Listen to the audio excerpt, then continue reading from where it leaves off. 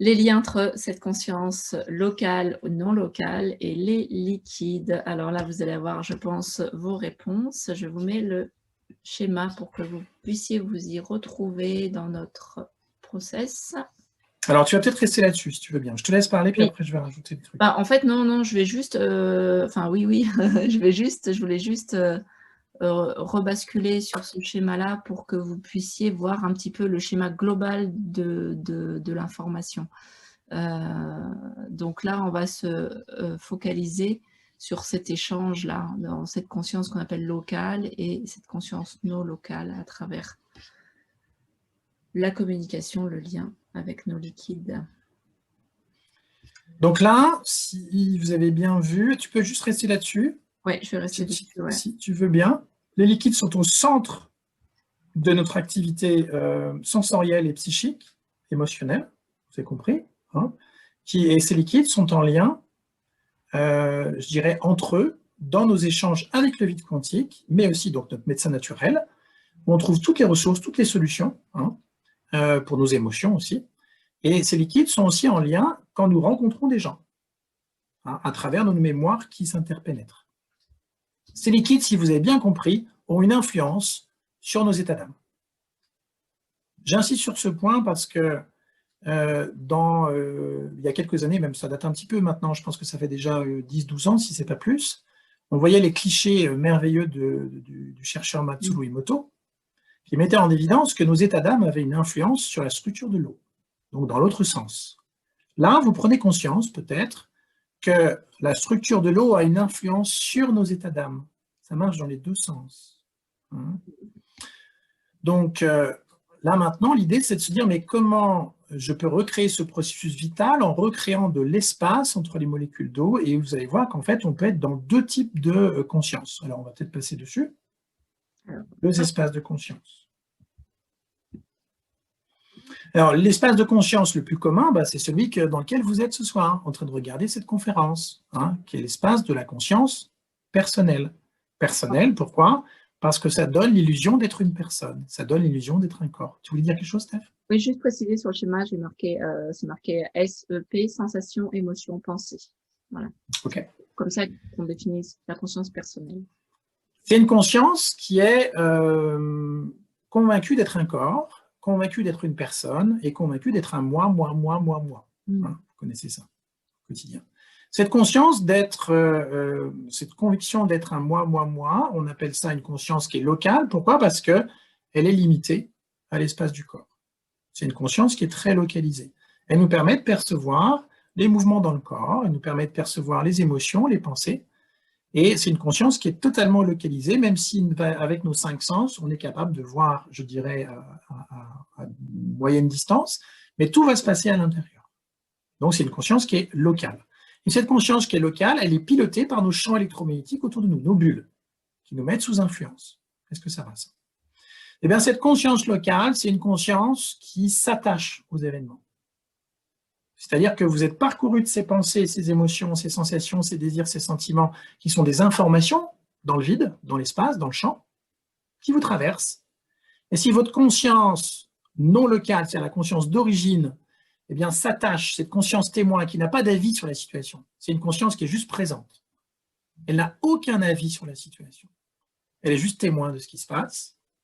Si cette conscience témoin s'attache à ces événements, eh bien, ça devient votre conscience personnelle, votre conscience locale, vécue uniquement dans le corps. Or, on sait que cette conscience locale a tendance soit à dilater l'espace entre les cellules, entre les molécules d'eau, soit à les contracter. Donc, on voit qu'il n'y a pas de solution à travers cette conscience-là. On ne crée pas d'espace. Hein.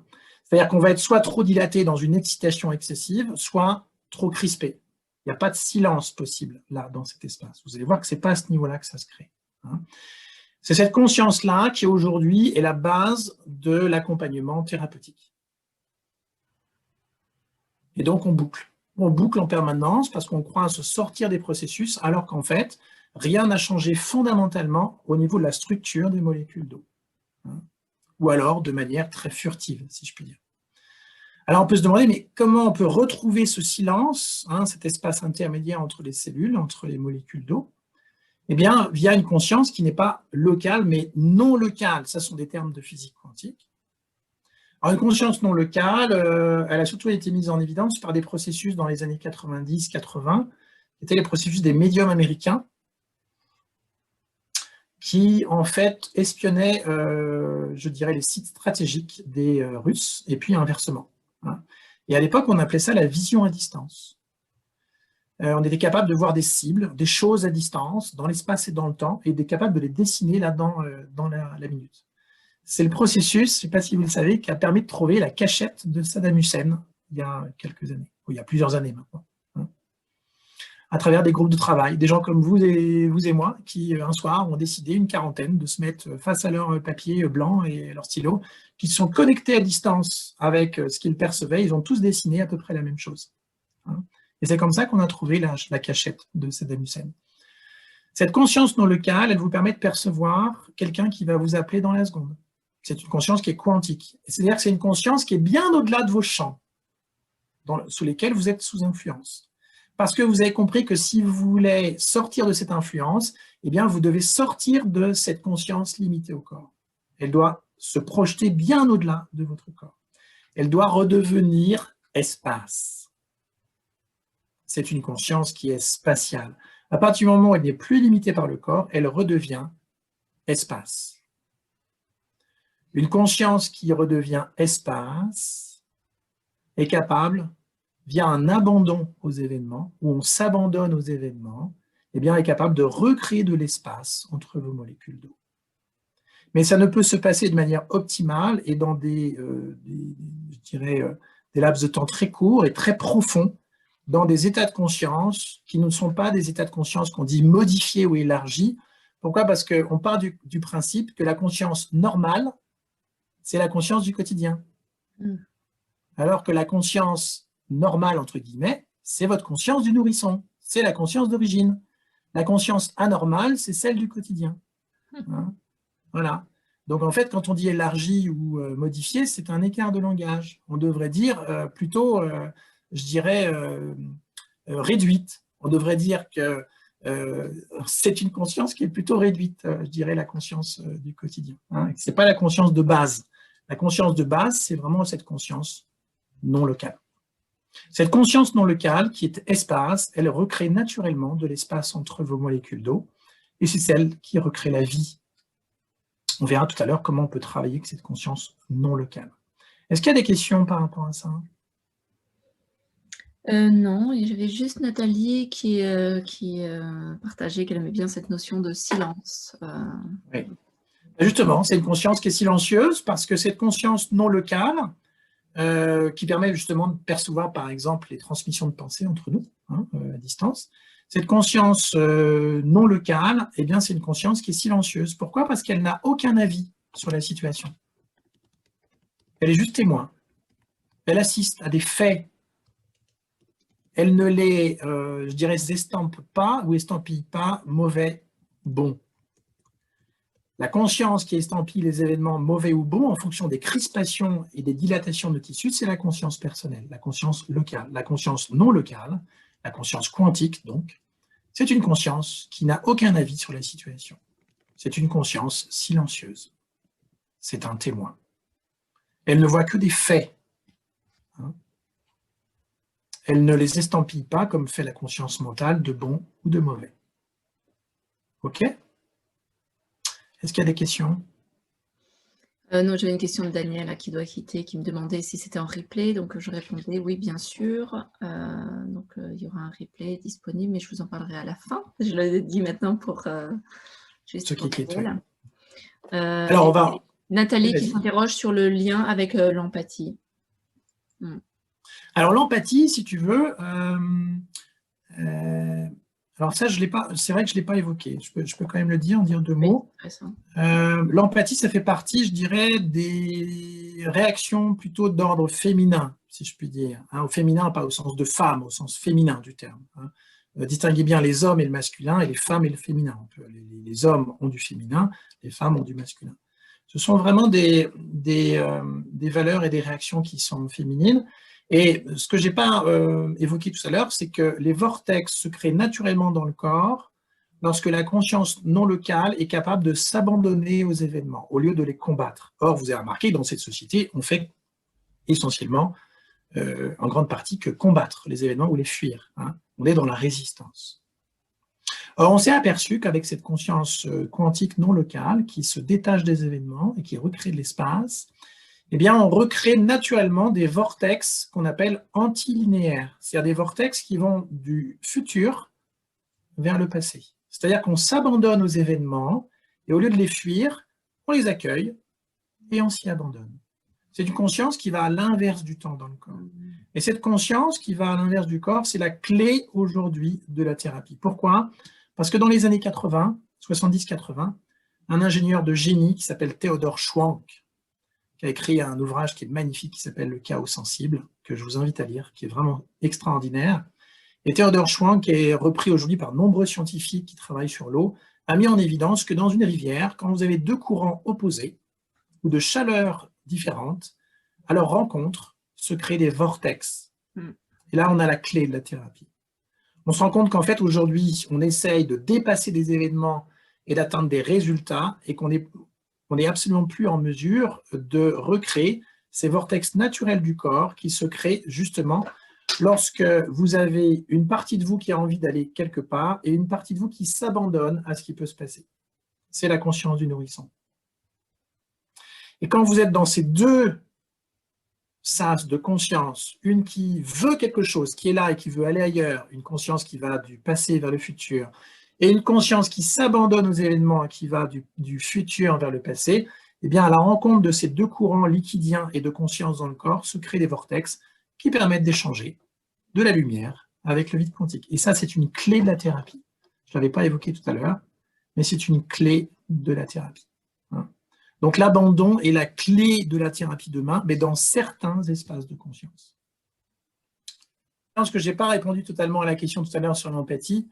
En fait, l'empathie est accessible dans ces processus de conscience, je dirais, qui s'abandonnent aux événements, hein, qui sont ces processus de conscience antilinéaires, ces processus de conscience qui sont capables de créer un lien avec l'autre, dans la mesure où on s'abandonne à ce qui, je dirais, communique entre nous. Vous voyez, hein, voilà, c'est un peu cette idée-là.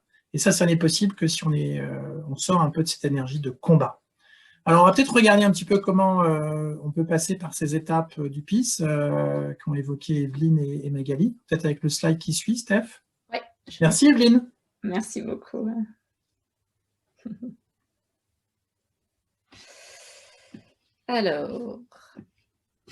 Alors, là, ce qu'on va voir, tu peux peut-être en parler, Steph, parce que toi, tu connais très très bien aussi. Hein. Le traitement? Oui, Oui. On va passer directement sur le slide de présentation, en fait. En fait, il y a des... Ah, je vous ai perdu. Il y a des principes, pour s'abandonner justement à cet espace du vide et créer à nouveau cet élan et cette vie et donc cette santé, vous l'avez compris maintenant. Pour accéder à cette conscience non locale, il y a plusieurs paramètres qui sont cités ici, dont la première est de laisser son être se dissoudre pour ne plus avoir cette limitation dans cette conscience corporelle. Première chose. Peut-être tu peux parler de ce qui se passe au milieu aussi, qui est vraiment un préalable très important aujourd'hui dans l'approche thérapeutique. Peut-être ce qui se passe au milieu, la petite dame, là. Oui, tu veux dire, oui, je voulais le faire dans l'autre sens, mais on peut commencer à ça. C'est ce que ça rejoint ce que tu disais tout à l'heure. En fait, le principe même de ces flux, de créer ces courants et ces vortex, on va dire, de renouveau à la vie, c'est de faire cette machine arrière en s'abandonnant à tout ce qu'on refuse dans notre quotidien. Dans notre passé, dans la réaction des gens, dans tout ce qu'on refuse. Ça ne devrait pas se passer comme ça parce qu'on estime que ça devrait se passer autrement. À partir du moment où cet aspect-là est vu, déjà c'est déjà bien, est vu et qu'on s'y abandonne, alors les vortex effectivement peuvent se créer. Ce double sens qui recrée la vie. s'abandonner. Dans le corps et dans la conscience, oui. C'est l'idée comme quoi ce n'est pas le quotidien qui, quelque part, est générateur de souffrance, mais le refus du quotidien. C'est cette lutte sans cesse que l'on opère à chaque instant, hein, quasiment, chaque seconde pour certains, ou pour certaines, pour nous aussi. Voilà, il y a ces luttes permanentes contre ce que nous impose la vie. C'est-à-dire refuser l'instant. L'instant, en fait, vous n'avez rien à y ajouter ou à y retrancher. L'instant est prévu pour se passer ainsi. Vous pensez peut-être que vous ne devez pas, quelque part, être abandonné par votre mari, mais regardez, la vie vous montre que vous devez l'être. Vous êtes en train de le vivre. Vous pensez peut-être que vous n'auriez jamais dû perdre cet emploi, mais vous venez de le perdre. La vie vous montre que c'est ainsi que ça doit se passer. Que vous n'auriez pas dû avoir la sclérose, ni par le exemple. cancer. Voilà. Et pourtant, la vie vous montre tout le contraire. C'est implacable. Il n'y a rien à changer là-dessus. Il y a juste à laisser les processus de vie se dérouler naturellement. Or, dans le bien-être aujourd'hui, on est essentiellement dans une approche qui essaye de contrôler les processus de vie, qui est une approche antinaturelle ou contre nature par définition. Là, on laisse les processus de vie s'installer, et sur le principe que plus on combat les choses, plus elles s'amplifient. Je te laisse poursuivre, Steph. Oui, alors ensuite, une autre clé, c'est que pour dialoguer avec cet espace, cette conscience non locale, il est proposé de dialoguer avec des mantras. C'est pas des mantras, c'est des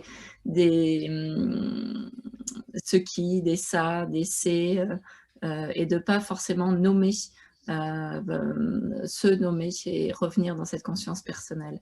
Donc c'est vraiment dépersonnaliser au maximum le dialogue avec cet espace-là. C'est-à-dire qu'on est dans un espace qui est personnel quand on est en conscience locale, on bascule dans un espace impersonnel quand on est en conscience délocalisée. Et si vous voulez dialoguer avec cet espace impersonnel où tout se détache, eh bien, vous dialoguez à partir, alors on appelle ça des mantras, mais qui sont des phrases finalement qu'on répète intérieurement, hein, qui sont des codes en fait. Hein. Ce sont des phrases codes, on appelle ça des mantras, qui vont permettre de laisser l'information se détacher. La colère, la tristesse, les événements, les personnes, les comportements, tout ça va se détacher avec des phrases, des mantras qui commencent par ça et ce qui. Pourquoi? Parce qu'on doit rester dans cet espace de conscience non locale qui est un espace impersonnel. Et on dialogue avec à partir de ces expressions. Voilà, donc ça, là, il y a les deux clés là, qui ont été citées, donc ce qui et ça, et les fameux mantras pour faciliter ce dialogue avec la création de vortex, des mantras qui tournent eux-mêmes, qu'on laisse tourner pour faciliter ce dialogue. Les phrases, comme disait Stéphane, des codes. J'aime bien ce mot code, on ne l'a jamais utilisé, j'aime bien ça. C'est vraiment ça, il y a comme un code qui est là, qu'on ne comprend pas, et c'est pas très important de comprendre, d'avoir une compréhension mentale, au contraire, même si vous comprenez rien, c'est parfait. Et c'est vraiment ces phrases-là qui permettent de dialoguer dans cet espace illimité. Par exemple, si vous parlez de la peur, vous n'allez pas dire « j'ai peur », vous allez dire par exemple « ce qui fait peur » ou « ce qui a peur hein. ». Alors les mantras, vous les découvrez quand vous les pratiquez, hein. Ce sont des mantras qui font partie des protocoles et qu'on découvre au fil de la pratique. Si on vous les donne comme ça, en fait, ça ne va rien vous donner de particulier parce qu'en fait, il faut savoir les exploiter. C'est comme une posologie, il faut savoir un petit peu comment on peut les travailler. Mais sachez qu'en fait, on ne dialogue avec cette conscience qu'à partir d'expressions, si je puis dire, qui sont codifiées et qui sont impersonnelles. Ensuite, ces phrases sont en mesure de faire tourner les molécules d'eau à partir de processus électroniques dans les tissus. Et on restitue effectivement ce dialogue avec le vide quantique à partir des vortex. Et puis, il y a le dernier point qui est important. Le dernier point qui est effectivement donc quand on va dire on fait un PIS, on appelle ça comme ça, faire un PIS, même si c'est pas vraiment ce qui se passe dans la réalité, mais peu importe. Quand on s'abandonne à ce processus PIS, voilà, je vais plutôt dire ça comme ça, en fait, il n'y a pas nécessité de s'exprimer et de parler, en fait. On n'est pas dans quelque chose, dans un bavardage, on est dans le silence, en fait, avec soi. avec cet espace-là. On n'y a pas nécessité de parler, sauf voilà, quand on est en consultation individuelle, il y a deux ou trois échanges sur un mot, mais rien de plus, et tout se déroule dans le silence, en fait. Parce que le silence, tout à coup, va dialoguer avec le silence de l'espace et du vide quantique. Si vous rebasculez dans une conscience qui est verbale, eh bien, vous réactivez la conscience mentale, personnelle et locale. Hein. C'est surtout pas ce qu'on veut. On veut rester dans cet espace impersonnel qui dialogue avec la totalité de la création. Quand vous êtes dans cet espace de conscience non locale, vous dialoguez avec 100% de la réalité. Quand vous êtes dans une conscience locale, vous ne dialoguez qu'avec 0,001% des solutions et des potentialités. C'est ça qui fait toute la différence. Hein. Tout à coup, les portes s'ouvrent. Vous voyez qu'en fait, l'espace entre les molécules d'eau, ce sont des portes d'accès à des solutions que vous n'avez jamais envisagées de perception des événements. Quelque chose qui vous apaise, où rien n'est ni bien ni mal.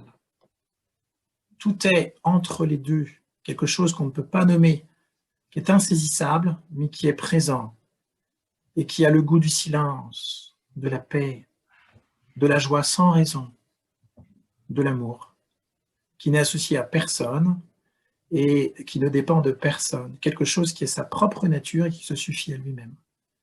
C'est le chemin proposé effectivement par, je dirais, toutes ces pratiques associées à la conscience, je dirais, dépersonnalisée, impersonnelle et non locale. Mais on n'invente rien au niveau du PIS, vous voyez ce que je veux dire? Les sagesses ancestrales parlaient déjà de cette conscience impersonnelle.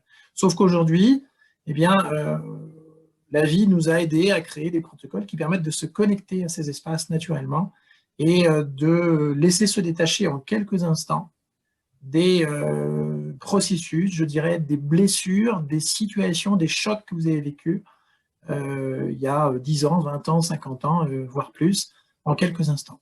C'est ça la force de l'approche, c'est ce que disait Evelyne tout à l'heure, c'est que vous êtes autonome, vous n'avez pas besoin d'un thérapeute toutes les semaines pour pratiquer.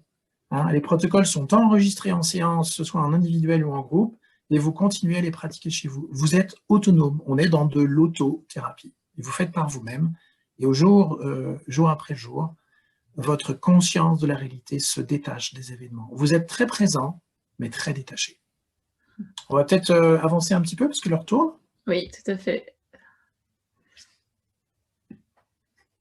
Alors là, je te laisse présenter là, ces différentes étapes, les différents items évoqués justement dans le PIS santé.